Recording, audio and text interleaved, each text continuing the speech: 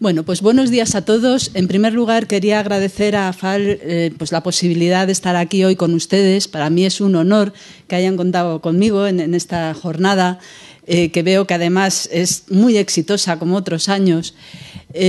Muchas gracias por la presentación. A mí me han dicho que hable sobre el síndrome metabólico para ver si es un riesgo de la enfermedad de Alzheimer. La verdad es que yo soy neuróloga. No soy ni nutricionista, ni geriatra, ni experta en estos temas. Y dije yo, síndrome metabólico y enfermedad de Alzheimer, vamos a ver qué es esto. Y entonces empecé a hurgar y la verdad es que es apasionante los conocimientos que hay. A ver, mi charla va a ir más bien enfocada a la parte de la prevención a la que se ha referido el doctor Conde. Él ha hablado ya cuando la enfermedad está instaurada y hay una pérdida de peso, fundamentalmente. Bueno, pues la parte que a mí me toca van a ver enseguida que va a ser casi lo contrario, que vamos a aprender algunas cosas que también tienen que ver con el peso, pero no solo con el peso. Vamos a aprender 3 cosas fundamentales, o al menos eso va a ser lo que yo voy a intentar. La primera, ¿qué es el síndrome metabólico? Cuando yo vi el título de la charla dije, joder, pues yo no sé bien lo que es esto, soy médico, tengo una idea lejana. Bueno, pues yo creo que me he enterado un poco y quiero transmitirles a ustedes lo que es el síndrome metabólico. En segundo lugar, si supone un riesgo para desarrollar la enfermedad de Alzheimer, que realmente es el núcleo de la charla. Luego se me ocurre pensar, bueno, y si esto es verdad que tiene que ver con la enfermedad de Alzheimer y podemos prevenir el síndrome metabólico, ello conllevará una prevención de esta enfermedad que nos preocupa tanto a todos. Entonces investigué un poquito por ahí. Y luego ya, pues un poco como regalo final, pues he introducido un cuarto punto, que es los 3 secretos de Hans-Georg Gadamer. Quiero compartirlos con todos ustedes, ¿vale? Esto ya es off the record. Bueno, pues vamos allá. ¿Qué es el síndrome metabólico? Pues son un conjunto de alteraciones, un conjunto de alteraciones metabólicas, como su nombre dice, y que tienen una característica común, que es que aumentan significativamente el riesgo para padecer enfermedades vasculares del corazón, o sea, infarto de miocardio, o del cerebro, es decir, ictus. ¿Y qué condiciones son las que llevan a este incremento del riesgo? Pues una combinación de factores. Hay quien dice que es una constelación de factores, que tiene que ver la genética, por supuesto. Hay una parte que se hereda y sobre la parte que se hereda, pues bueno, pues hay que conocerla, pero no se puede actuar. Pero hay otra parte muy importante que también tiene que ver con el síndrome metabólico, que son los factores ambientales, sobre todo el estilo de vida que uno lleva. Bueno, aquí en esta foto de Botero, que la he sacado de internet, que son preciosas, podemos ver una familia, hay factores genéticos, pero ¿qué nos llama la atención de esta familia que dibuja Botero? A ver, ¿quién me diría que llama la atención? Yo creo que llama la atención justo lo contrario de lo que ha dicho el doctor Conde, que hablaba de pérdida de peso, de adelgazamiento. Bueno, aquí están bien gorditos. Luego ya podemos intuir que el síndrome metabólico algo va a tener que ver con este estilo de vida y con esta constitución que hace que aumente la grasa del cuerpo. El diagnóstico clínico pues, se define como una persona que cumple 3 de estos 5 criterios. Algo de obesidad, presión arterial descontrolada, la glucemia en ayunas descontrolada, los triglicéridos y el colesterol del bueno bajo. Pero lo que sí que tiene que haber para definir el síndrome metabólico es el primer aspecto, es decir, tiene que ser una persona gordita. ¿Cómo definimos aquí la gordura? Pues por el perímetro de la cintura, que está definido por los expertos en que en los varones, si sobrepasa los 102 centímetros, cumple el criterio para tener síndrome metabólico, y en las mujeres, si sobrepasa los 88. Fíjense qué curioso que parece que hay 2 formas de engordar en los humanos, que es el tipo manzana y el tipo pera. Entonces, bueno, pues grosso modo, cuando vayamos por la calle nos podemos ir fijando si vemos personas que están redonditas, decir, a ver, ¿esta persona tendrá síndrome metabólico o no? ¿Es tipo manzana o tipo pera? Bueno, pues simplemente le dejo ahí el apunte y espero que no se nos olvide qué es el síndrome metabólico. ¿Vale? Constelación de factores, algunos genéticos, pero otros ambientales, y que tienen el común denominador que si no se corrigen, ahí está la clave, pueden tener aumento del riesgo de enfermedades vasculares del cerebro. El problema es que el exceso de grasa, la obesidad, tiene efectos negativos, porque por una parte hace que disminuya la producción de una sustancia, que no tenemos que recordar el nombre, pero bueno, es la adiponectina. Esta sustancia, cuando hay excesiva grasa, se pierde. Y entonces se pierden sus connotaciones protectoras. Sus connotaciones protectoras de la insulina, del efecto antiinflamatorio que tiene, es antidiabetógena, es antiateromatosa, en fin, se pierden todas esas propiedades. En cambio, cuando hay un exceso de tejido adiposo, se liberan factores que son negativos, que son perjudiciales, que inducen un estado proinflamatorio y que inducen lo que los médicos llamamos daño endotelial. ¿Y qué es esto del daño endotelial? Pues si quiere funcionar el vídeo, que no lo sé, yo lo he intentado y me parece que no quiere. Es una pena, porque era un vídeo bonito. Si quieren lo intentamos de otra manera. A ver. Un momentito, que voy a ver si lo consigo, pero yo soy un poco terca y no me... Dermatosis proceso. Aquí. Vamos a ver si queremos... Mira, ahí lo tenemos. Fíjense qué es lo que llamamos daño endotelial. Esto es una arteria, esto sería el endotelio, que es lo que la recubre por dentro, y aquí hay un daño que atrae a los lípidos que estarán en exceso, y están en exceso los malos, no los buenos. Hemos dicho que el síndrome metabólico era que estaban disminuidos. Estos lípidos, fíjense lo que hace, engrosa mucho la pared, y además la hace que sea rígida, porque las células musculares se empiezan ahí a formar, a proliferar, y entonces la luz de la arteria se ha quedado reducida. Y como hay un daño endotelial, llegan las plaquetas, que su misión es curar los daños endoteliales. ¿Y qué es lo que están formando? ¿Cómo llamamos esto? Pues lo llamamos trombo. Están formando un trombo plaquetario. Entonces, ¿qué es lo que pasa con este trombo plaquetario? Atherothrombosis is one of the major players in... Pues este trombo plaquetario va creciendo y llega un momento en que la luz del vaso no solo se estrecha, sino que se ocluye la luz. Yo creo que si pregunto al auditorio qué es lo que pasa cuando se ocluye la luz de un vaso, pues seguramente me lo saben contestar. ¿Qué pasa cuando se ocluye la luz de un vaso? Pues que hay un infarto, ¿verdad? Bueno, total,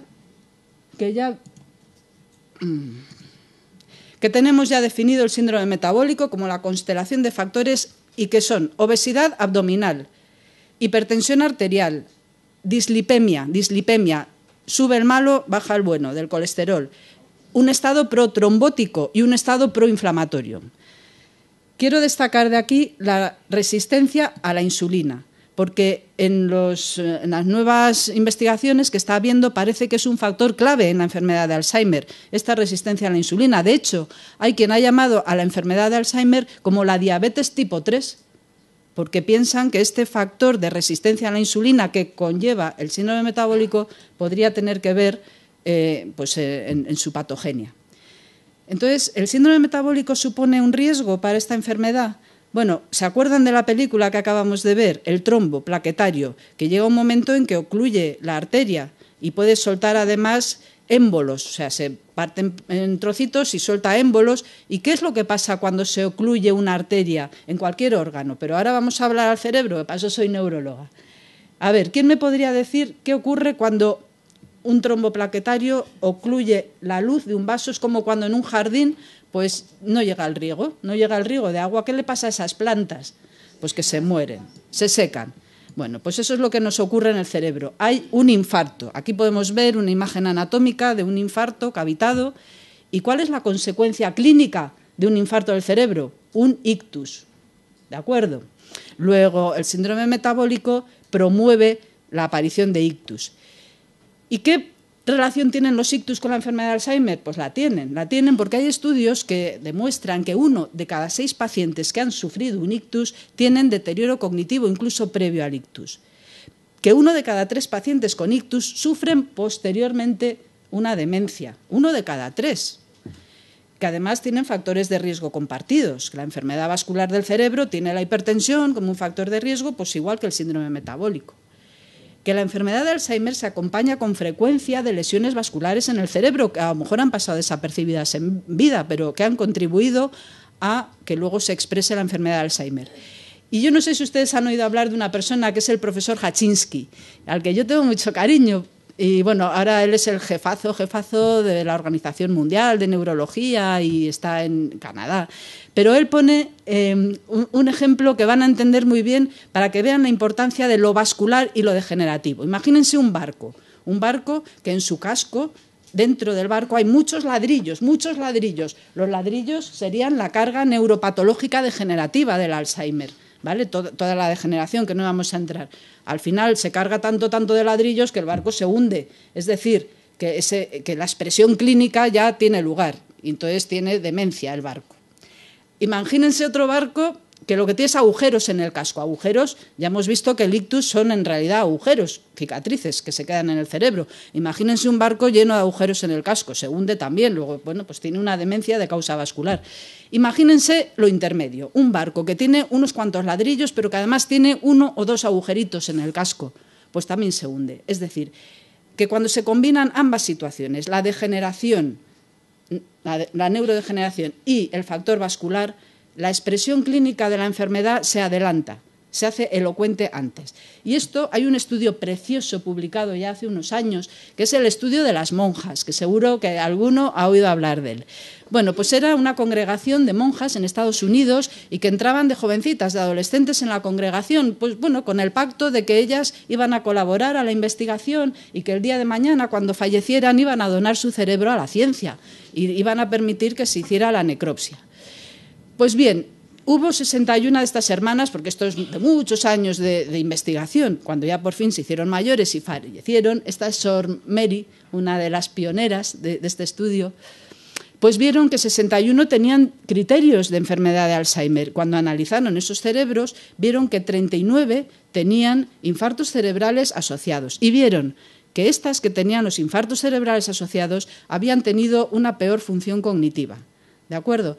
Entonces, la conclusión de este estudio, que no les quiero aburrir porque es un estudio, pero muy serio, la conclusión es que la enfermedad cerebrovascular juega un importante papel como determinante de gravedad y de expresión clínica de la enfermedad de Alzheimer. ¿De acuerdo? Esta es una idea clave, que quiero que se queden con ella, porque eso es prevenible, la genética no, pero esto sí. Por otro lado, el estrés, la obesidad influyen en la enfermedad de Alzheimer. Ya hemos dicho que el tejido adiposo es un órgano endocrino activo que produce factores que no son buenos y que además existe una resistencia a la insulina y a la leptina, lo cual da una disregulación del balance de la energía. La insulina normalmente, ¿para qué sirve? Pues la insulina normalmente sirve para meter la glucosa dentro de las células. La glucosa es un bien preciadísimo, junto con el oxígeno, para que el metabolismo celular sea el adecuado. Las neuronas necesitan muchísima glucosa, pero necesitan la insulina y los receptores de insulina para que se meta dentro, porque si no, por mucha glucosa que haya, si no se mete dentro, pues no sirve. Entonces, ¿qué es lo que ocurre a lo que llamamos resistencia a la insulina? Pues que hay un impedimento para que esta glucosa circulante, que suele estar alta porque suele haber diabetes, sin embargo hay un impedimento para que entre dentro de la neurona. Por lo tanto, esta neurona está sufriendo mucho y tiene un riesgo altísimo de padecer metabólicamente. Luego, está mucho más vulnerable a la neurodegeneración. Por tanto, hay evidencia científica que pone en comunicación síndrome metabólico con enfermedad de Alzheimer. Al margen de lo que hemos contado del barco y de los infartos, al margen de eso, la resistencia a la insulina, es decir, el síndrome metabólico, tiene un papel activo en el desarrollo de enfermedad de Alzheimer. Por tanto, a la pregunta que nos hacíamos como segundo punto, ¿el síndrome metabólico supone un riesgo para la enfermedad de Alzheimer? ¿Cuál es la respuesta? Que sí. Enfermedad cerebrovascular, resistencia a la insulina y el estrés. Hemos hablado del estrés. El estrés físico, un estrés, cuando a alguien le operan de algo, sufre un estrés. O cuando alguien tiene una enfermedad, es un estrés físico, pero también el psíquico. El estrés, el ritmo de vida, pues quizá demasiado acelerado, que nos hace tener estrés, pues bueno, quizá es otra pieza más en el puzzle, que hoy no nos vamos a meter con ella, pero yo quería comentarlo y dejar ahí esa pincelada. Fuera estrés. Si prevenimos el síndrome metabólico, ¿vamos a prevenir la enfermedad de Alzheimer? Bueno, aquí voy a pasar rápido, porque yo lo que estoy diciendo no me lo estoy inventando. Me he hecho una búsqueda bibliográfica y he ido pues, a artículos que son muy recientes, como este, que está publicado en una revista prestigiosa, ahora en el 2013, en septiembre, y que las conclusiones son que durante un periodo de 11 años el rendimiento cognitivo de los que participaron en este estudio, muy serio, que son personas mayores de 65 años, mostraba una correlación positiva con las pautas dietéticas contra la hipertensión por un lado y con la dieta mediterránea por otro. Entonces, quien hacía una dieta mediterránea adecuada y además consumía cereales, frutos secos y legumbres, tenía mejor cognición. ¿De acuerdo? O sea, que la alimentación influye.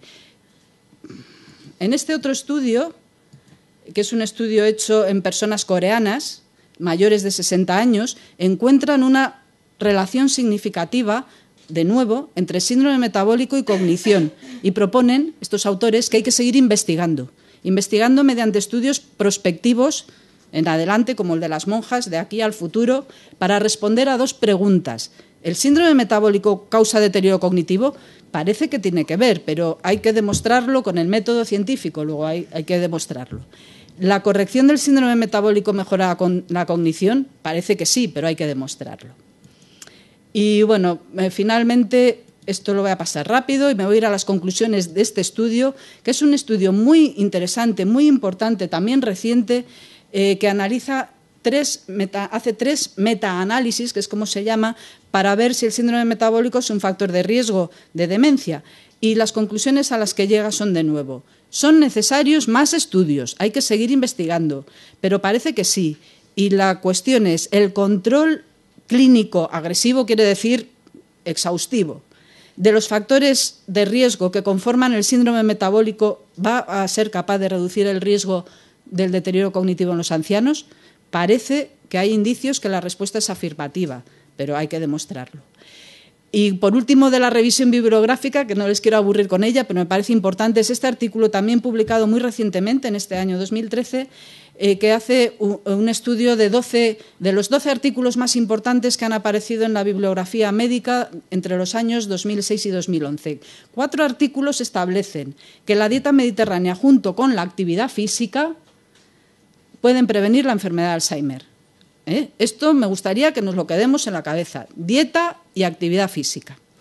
Y luego un artículo sienta las bases teóricas sobre la reserva cognitiva. La reserva cognitiva es, por así decirlo, la gimnasia mental o mantener el cerebro activo. Bueno, pues que es capaz de modificar el desarrollo clínico de la enfermedad de Alzheimer. Y esto tiene un impacto enorme, porque aunque uno esté predestinado genéticamente a padecer la enfermedad, si uno se cuida los factores de riesgo y además hace gimnasia mental, estamos retrasando lo que a lo mejor va a venir, pero lo retrasamos en el tiempo. Y se ha visto por estudios epidemiológicos que si se retrasa la enfermedad, el inicio de la enfermedad, 4 años, se disminuye la prevalencia a la mitad. Claro, estamos hablando de personas ancianas. Y ahora no me quiere dejar pasar. Pues, a ver, siguiente. Ay, nada, esto se ha atascado.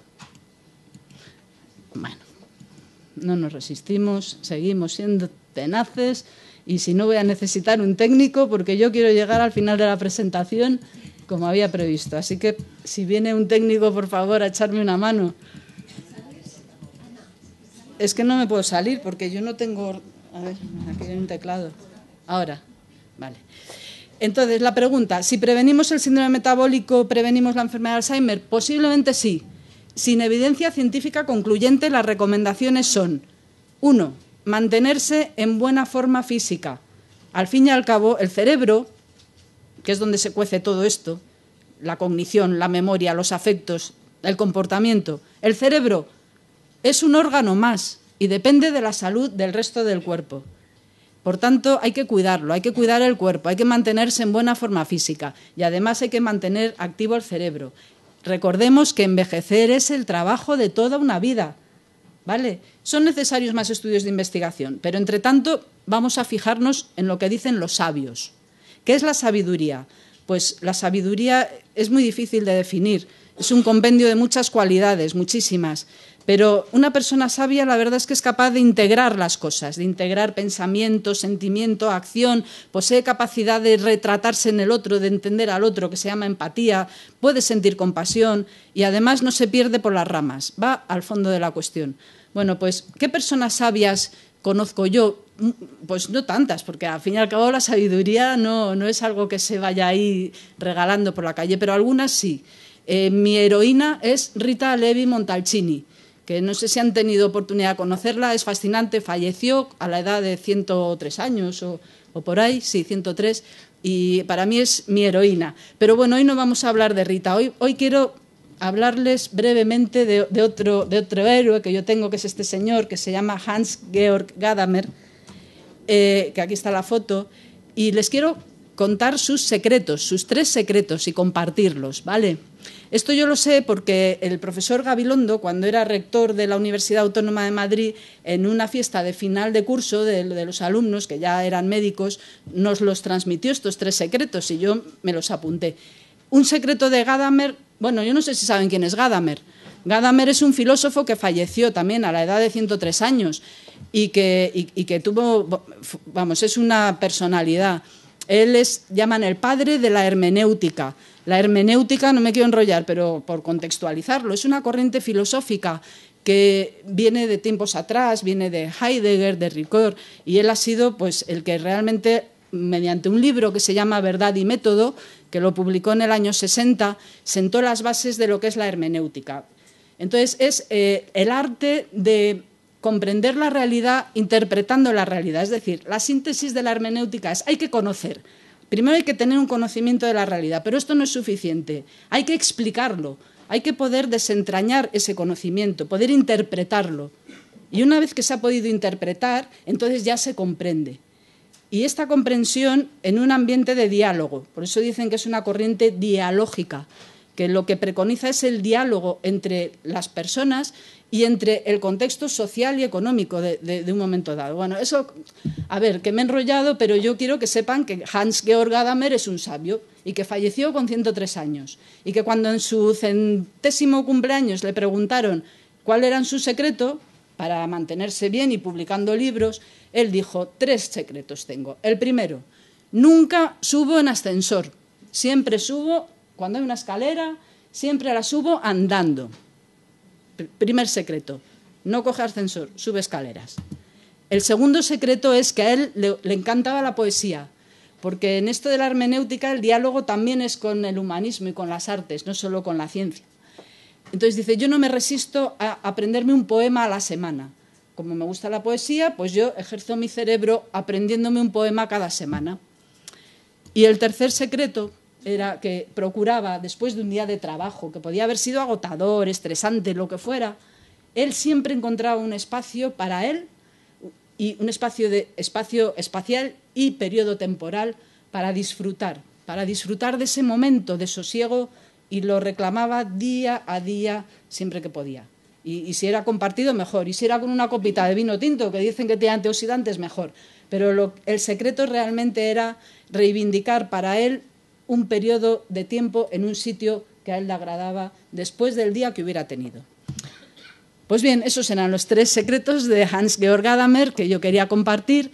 Y ya terminando, pues en realidad las claves de la longevidad en esta revista, que es hecha por personas mayores, centenarias, pues tranquilidad, ejercicio, comida casera e ilusión.